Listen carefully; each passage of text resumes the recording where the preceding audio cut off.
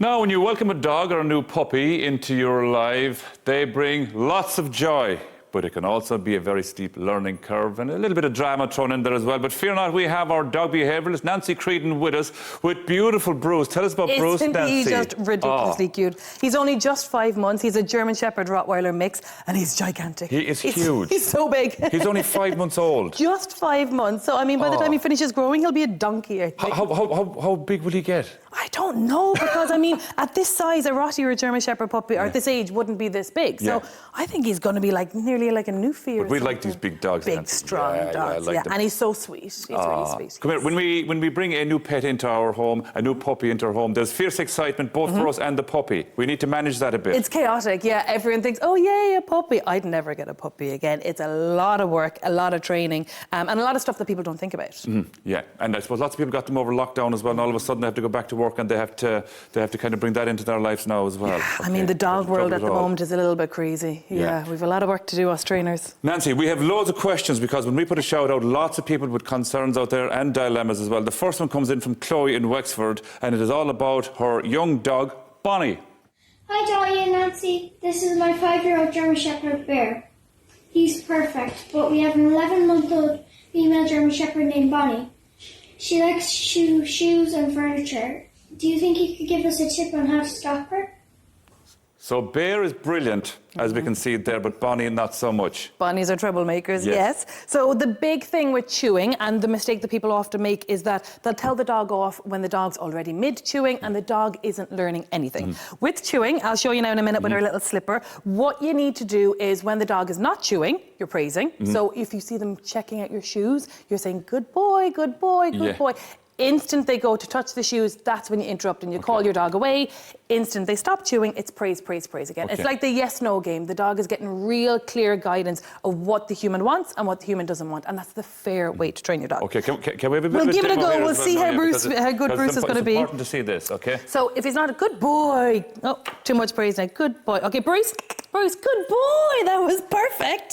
So lovely. And that's all you're doing. And what he's learning is that every time I go to that slipper, the human calls me away. Oh, maybe I don't go to the slipper. And then chewing is important for puppies, so just give them appropriate things to chew. Okay, so for example, so if Bruce is over here chewing away and all of a sudden Bruce moves away and then you start correcting Bruce, Bruce is going, why are you correcting me? No, I haven't done anything. And you know what? I always describe it as though if a 3-year-old child has a nanny that speaks a different language and the nanny walks in and goes, it starts getting mad at the child doesn't know what it's doing wrong. And that's where a lot of fears and anxieties come with dogs as well. You need to communicate clearly with them. But why would a dog chew a shoe? Is it to kind of just have a bit of fun, or for their teeth? So, yes, so teething is a big part of it, obviously, but then one of the things that people don't realise is when dogs get anxious, they chew because it calms them down. It releases dopamine, which is a calming, feel-good hormone. So when you come home and your puppy's been chewing the skirting board, they were sad, they missed you, oh, you know? Okay. So don't give out to them, please. That as well. Yeah. Nancy, we have a second dilemma here. It comes from Mary in Limerick. She emailed us about her 2-year-old boxer dog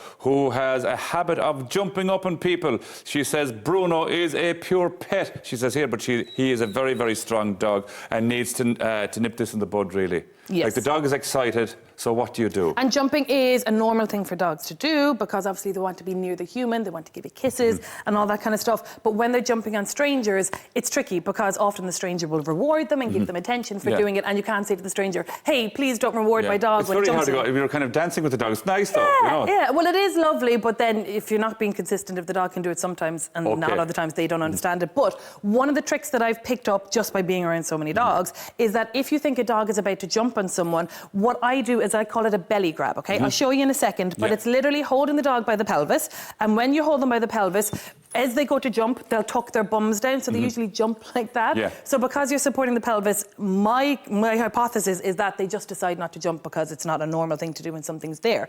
So what you do is initially pair it with treats. So you can start off by getting the dog to enjoy this experience by tossing a few treats down, and when they're eating the treats, you're just going to hold them by the pelvis. You're not squeezing them, you're not picking them up, you're just supporting them.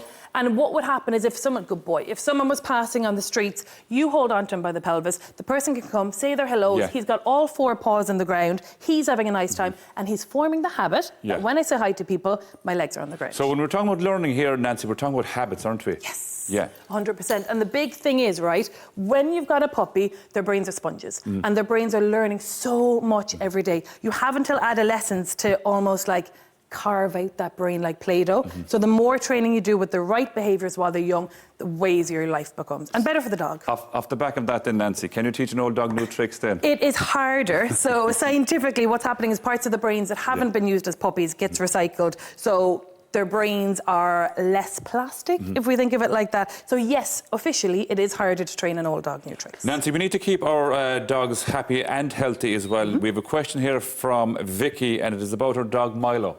Hi all at the Today Show.